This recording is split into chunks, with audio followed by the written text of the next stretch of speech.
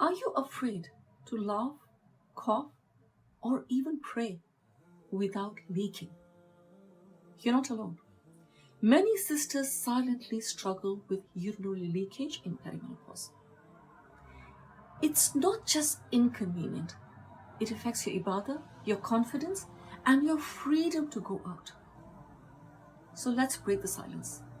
Let's explore why this happens and talk about small changes that can make a big difference.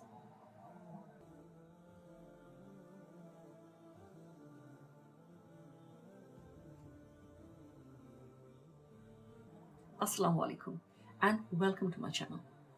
My name is Dr. Nikita Islam. I'm a gynecologist turned perimenopause health coach. I help Muslim women navigate through perimenopause and menopause with more energy, focus, and confidence by following holistic wellness practices that are safe and effective, easy to follow, and aligned to our deen. When I started working with Mariam, she shared all the usual symptoms like hot flushes, weight gain, brain fog. But it wasn't until I asked specifically that she whispered, "Actually, I have been leaking urine and I don't know what to do." She was embarrassed. She thought she was the only one going through this problem. And she was especially distressed because, like many of us, she worried constantly about tahara for salah. So much so, she'd started avoiding going out altogether. If this resonates with you, know that you are not alone. And it's not something you just have to live with. So what is leakage or incontinence and why does this happen? Urinary incontinence means leaking urine when you don't mean to. And it's incredibly common in perimenopause and menopause. So let's talk about the types so that you can understand what might be actually going on inside. There's something called stress incontinence, where you leak urine when you laugh, cough, sneeze, or even lift something heavy. Then there is something called urge incontinence. So there's a sudden, intense need to pass urine and you can't make it in time. Then there is another type, which is a mixed incontinence, which is a combination of the two, so stress and urge. Then you have what is called the overactive bladder. You constantly feel the urge to urinate, even if only a few drops come out. So why does this happen during perimenopause and menopause? Estrogen levels drop. This affects the pelvic floor muscles, which help hold urine. These weaken. The urethra, or the tube through which the urine comes out, it loses tone and is not as efficient. So it can't hold the urine up. And even the bladder lining becomes more sensitive and irritable.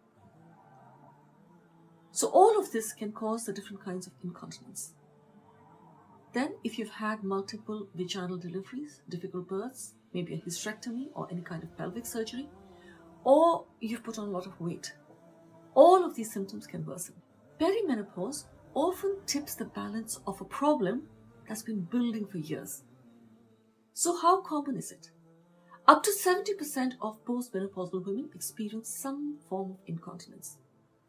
Between the age groups of 35 to 55, 30 to 40% women say they sometimes leak urine.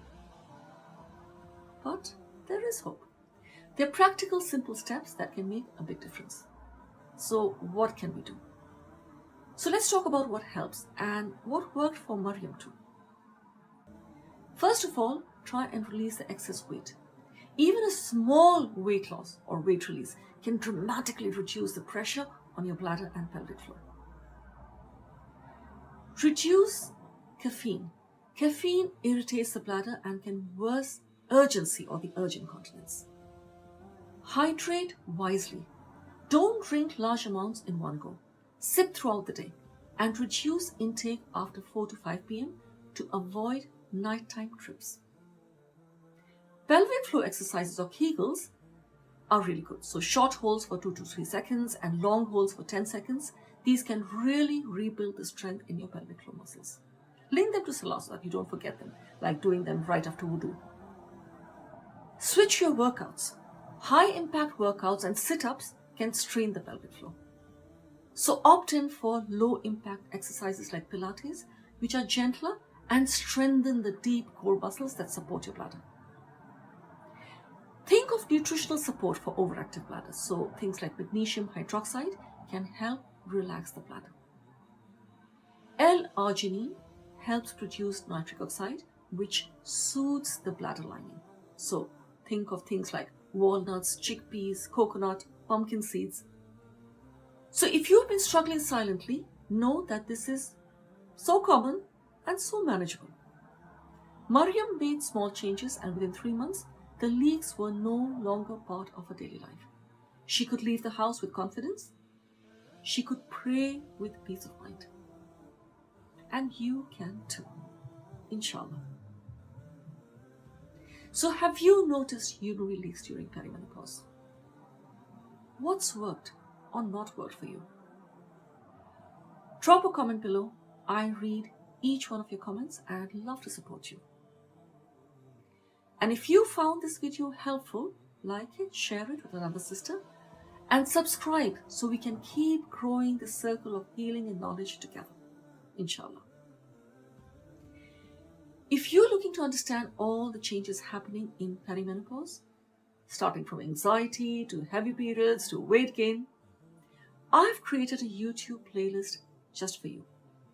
You'll find the link in the description below. And if you're interested in knowing more about perimenopause and menopause, I invite you to attend my free workshop, Hormone-Wise, where I talk extensively about menopause and perimenopause and all the different changes that happens in your body in this phase of your life. Jazakumullahu khairan for watching, and inshallah, I will see you in the next video. And remember, your best is yet to come.